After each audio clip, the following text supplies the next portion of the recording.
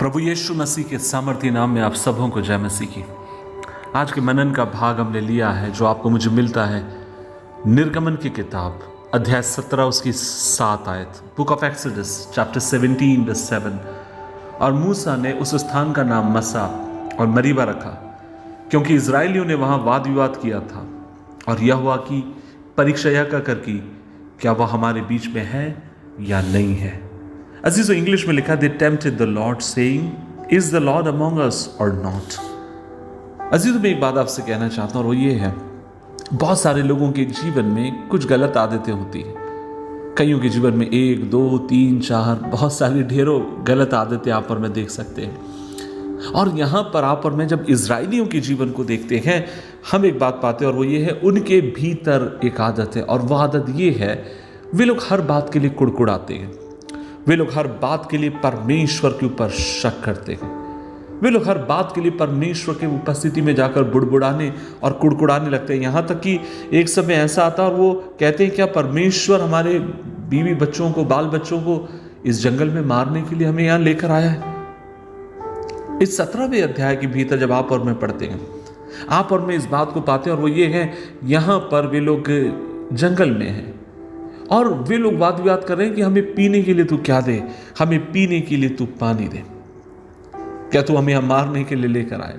और बहुत सारी बात वे लोग कुड़कुड़ाने लगे। उसके 17 के 3 पद में लिखा है, फिर वहां लोगों को पानी की प्यास लगी और तब ये कहकर मूसा से बुड़बुड़ाने लगे, तू हमें बाल बच्चों और पशुओं समेत प्यासा मार डालने के लिए मिस्र देश से क्यों यहां लेकर आया।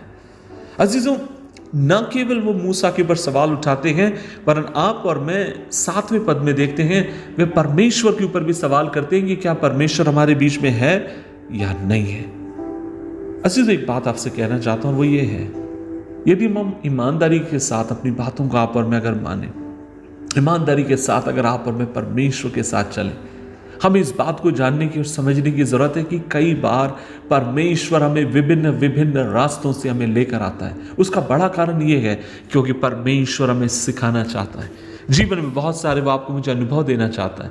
जीवन में ऐसी बहुत सारी गवाहियों को वो आपको मेरे जीवन के ऊपर उंडेलना चाहता है।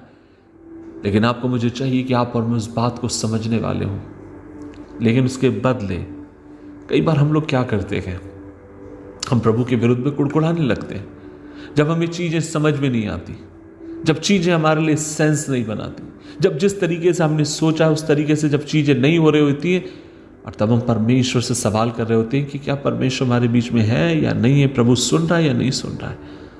आज इस सुबह के समय में एक बात आपसे कहना चाहता हूँ कि ऐसी कौन सी बात है जिसे लेकर आप परमेश्वर से कुड़कुड़ा रहे हैं, प्रभु के सामने गिड़गिड़ा रहे हैं।